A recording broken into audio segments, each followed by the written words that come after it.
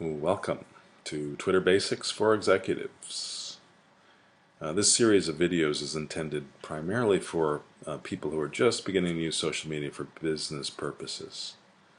This segment is going to focus on basic settings that you should be aware of to get started.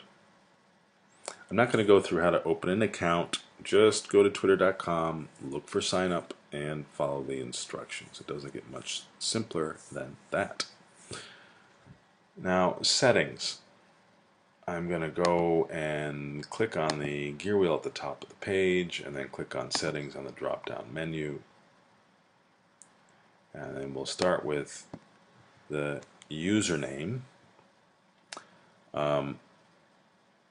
You want to make it easy for people to find your page when they want to return to it, or you want to make it or I should say, and you want to make it very search friendly.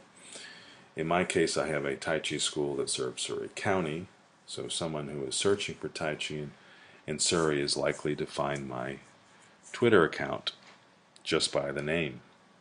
A lot of people use numbers in their usernames because they have found that someone else has used their proper name or brand, but usernames with numbers are generally difficult to remember, so try not to use that format. Also, keep your username as short as possible. Again, more easily remembered, and it's easier to add your name into tweets, which remember are governed by a 140 keystroke limitation.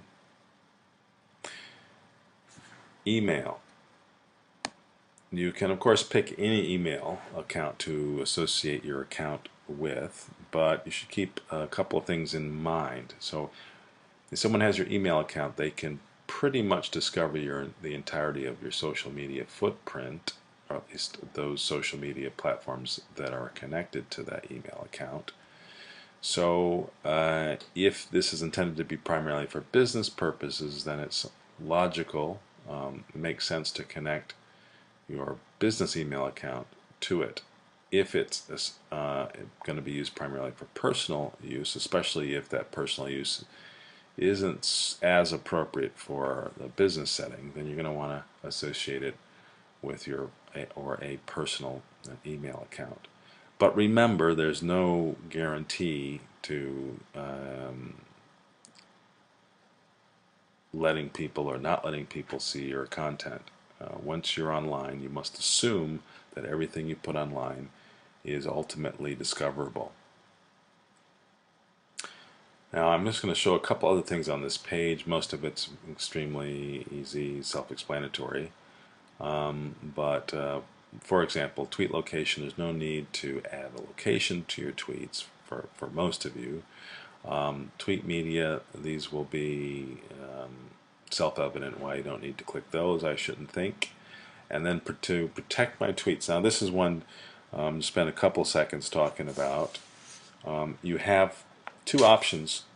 Your tweets can be viewable by the world, or they can be private, only seen by yourself and those who you allow to follow you.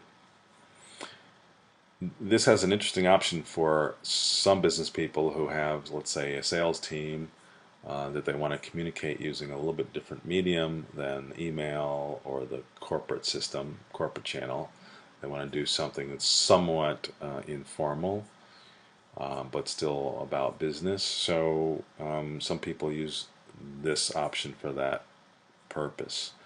But again, I underscore, don't assume that anything that's gone online is going to be ultimately private. So make sure you're not passing anything that's confidential or inappropriate through that, with that in mind.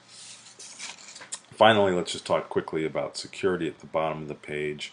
They've added a new level of security so that you can be even more assured that your account won't get hacked.